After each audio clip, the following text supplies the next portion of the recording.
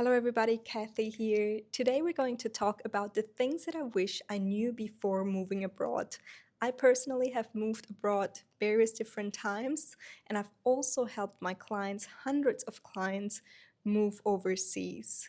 Now, that is the ideal case scenario that clients come to me before they do the move abroad. And yes, I have clients who are that organized, who will contact me a year in advance of their move overseas, or even 6 months, 3 months. That is the ideal case scenario because then we can prepare a lot of things and I can obviously tell them about my own experience. But the reality is that not everybody is that well organized, or I would also say a lot of my people are just very adventurous. They're the go-getter types. They just throw themselves in it. They're like, let's just do it. Let's just see how this goes. And then I don't get to actually speak to them only after like a year that they've moved abroad, because then they're getting hit with their first tax bill. And in case you're new around here, I help people boost their finances by designing global tax strategies for them. So that's why people normally come to me. And I've seen, people in various different walks of life along this path of moving abroad, so that I can report back to you of the things that I think would be good for you to do if you're considering moving abroad. So the first thing being to really research your visa solutions, because there are numerous different visas out there and it really does depend on your unique situation, what your sources of income are, how much money you've got in your savings accounts. And you also want to be really clear not only on what visa types your new home country offers, but also what those visas will allow you to do. Like, do they allow you to actually work, or are you just going for a student permit that will only give you a maximum of, don't know, 20 hours per work per week? So be really careful what you're allowed to do on those visas, especially also with the passive investment visas, if you're allowed to do business in the country or not. Also, for my digital nomad, to go for the digital nomad visas, there might be some restrictions around what you're allowed to do on the ground and what you're not allowed to do. Oftentimes, if you go with the digital nomad visa, it means that you actually are saying that you are receiving a salary or you're receiving an income from overseas and not really looking for employment in the local economy. So be very careful around that. And also, if you do move overseas with your family, make sure that you know what your dependents will be able to do. So if you've got a spouse, will they be able to work? Do they need to work? Do you have the need for them to be able to actually, have a job locally? Think ahead of those things, and with that in mind as well, along this whole visa process, think of potential long-term solutions too. Like, does this country offer some path to citizenship in the long run? If you decide that, we're gonna stay put here for 5, 10 years, then make sure they're kind of foreigner friendly, I would say, as well, and they might offer a path to citizenship that is actually obtainable. The last thing I'll say around this whole visa researching topic is, be sure you know the conditions of your visa as well, especially when it comes to stay requirements. You'd be surprised how many people I've seen work together with their migration agents, because, migration topic is always kind of different to the whole taxation topic. They have separate requirements, and people don't, or the migration agents sometimes didn't even highlight to people who go for the visas that this visa is attached to a certain stay requirement. I saw this happening to quite a few people in Portugal, where you had to be there for a certain amount of time to then be able to renew your visa. So be really careful again and read the fine print, do your own research. Even if you hire a migration agent, make sure you double check, what they've told you, just so you and your loved ones are in the clear and have a full picture of what is awaiting. And the next point is research the tax system. And I know that taxes won't make it to the top of your to-do list when you move abroad. You're way too excited for other things, and I completely understand taxes aren't necessarily a topic that everybody, is super hyped about, but it will be super important, especially if this move overseas is meant to put you in a better financial situation and just up-level your whole life in all different aspects, increase your quality of life and your finances too. Then please, please, please do double check the taxation rules that will apply to you. And I say this as somebody who receives every other week or so a message from somebody, especially who has moved to Spain. People have a certain kind of image of what their lives will look like overseas.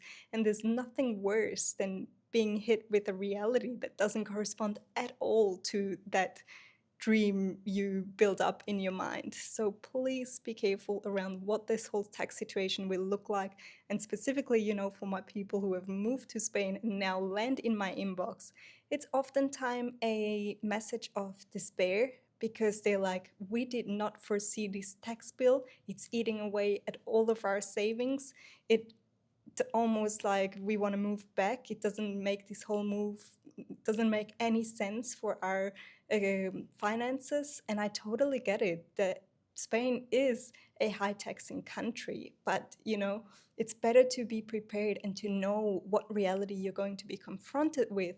And also, if we work together before you do this whole move, there are ways, even in Spain, to structure your businesses, to structure your overseas income so that you can be hit with a lower tax bill and not end up in the highest income tax bracket. So please, please, please make sure you research, or at least you got an idea of what the taxes, what the social security contributions will look like. So it's not just going to be a complete surprise. And obviously for, my people, a lot of my people, they move to low tax countries or even completely tax-free countries, which if you do have that freedom and flexibility, any kind of ties in with the sort of countries that you're looking to relocate to, really take that into consideration as a viable solution for you and your family, because it will make a significant difference how much money you've got left in the bank, especially when you're moving overseas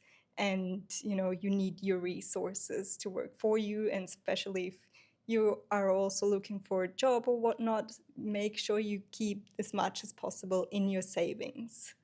The third thing I will say is, expect to get homesick.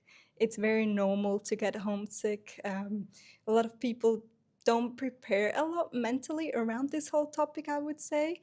And for this, it's just the reality that a lot of people experience, that at some point you might very well get homesick, and everybody does. And at that point, it's important to kind of have set up a community around you, not just at home. Obviously, have at home, your people, whether it's your close family, your friends that you can call up when you feel homesick, but also locally.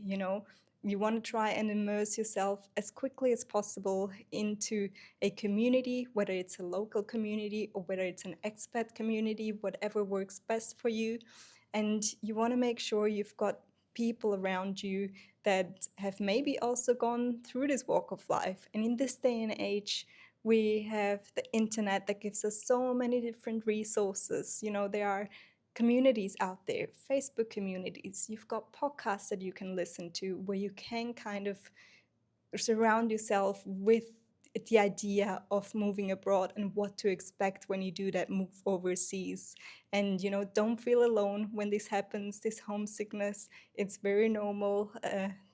Everybody that moves overseas is confronted with it, and it's just puts more weight on the fact that you should build your relationships, your communities that can also help you. And it also helps a lot to have your routines in place, as soon as you get to your new destination, to have set routines that kind of ground you and that bring stability into your life, so you don't feel like, oh my God, what am I doing here? Although I feel like a lot of people who do that move overseas, at one point I hit with the question, what did I just do? Why did I do this? But at the end of the day, if you've done this, I'm confident that you have thought about this and it's been a real desire of you to do this. So bring yourself back to that you did this for a reason, you wanted this, and you just got to figure out your surroundings for you to support yourself in those moments. And also with that as well, a harsh truth that comes with this whole feeling of homesickness is that home will also never feel the same again. It's a bit, you kind of will feel, even if you just move overseas to a new country, you might not feel like a full local, obviously, because you're in a new place that you might not fit fully in. But then at the same time, after some time has passed, you also feel like home doesn't feel like home anymore. And it's something that I don't see many people talk about, but it's completely normal. And I think a lot of people who've moved abroad, whatever you call yourself, an expat or whatever, you everybody kind of experienced this feeling that when you come back, you just see your home with different eyes. But also recognize that it's a full privilege to be able to be in this position where you formed a new home somewhere else that isn't necessarily where you grew up or where your old home was considered to be. And you get to pick and choose the best of everything. You can decide that, oh, I actually really like this part about my new home, whether it's the culture, whether it's the openness of the people, whether it's the weather, the language, the way people interact with each other. And you also get to pick and choose, the best that your home offered, and be grateful for the journey that you've had in the past and where you come from.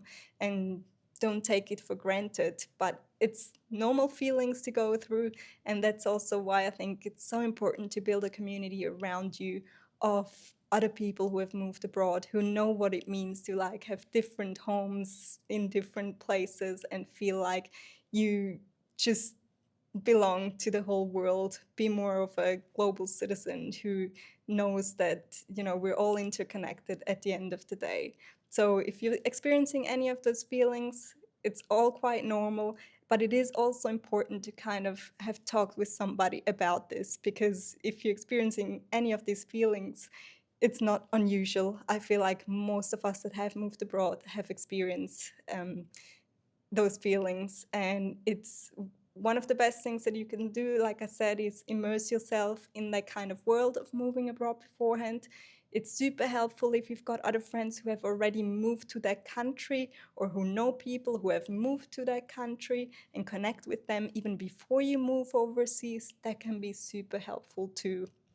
And the last thing I would say is bringing it back to your whole legal logistics of moving abroad is keep in mind how you're going to structure things, your business, your income streams when you decide to move abroad. These can include things such as banks, make sure you can actually receive money while you're in your new home country. So, opening up a local bank account, opening up multi-currency bank accounts such as Wise or Revolut that allow to move money around from one bank account to another bank account quite easily. So be prepared for that so that you don't suffer any cash flow, where you don't receive any more cash into your new country. And as well with that, your business structure too, because especially for my people who move to high taxing Western countries, such as Australia, Canada, you want to make sure that you know how you should be set up locally. Should you be set up as a self-employed person, as a freelancer? Should you have a local business? Because the rules can be quite strict in those places. So you want to make sure you stay compliant with the local rules, even though you might already have another business overseas in your country, and decide what to do with that so that you're staying within the rules of whatever country you decide to move to. So those are the 5 things that I think are super important to keep in mind. The first one, again, to summarize, it was research your visa opportunities, which visas to get. The second one, research your tax system so you're not being surprised by an unexpected tax bill. The third one was it's completely normal to get homesick, and a lot of people do. The fourth one, Also, home will never feel the same again, and that feeling is quite normal. And the last one being making sure you keep your business structures intact and your cash flow correctly set up so that you don't suffer at any point that you can't get access to your money that's sitting in another country. Hope this all makes sense to you. Let me know which one you would agree with the most, and I'll speak to you next time.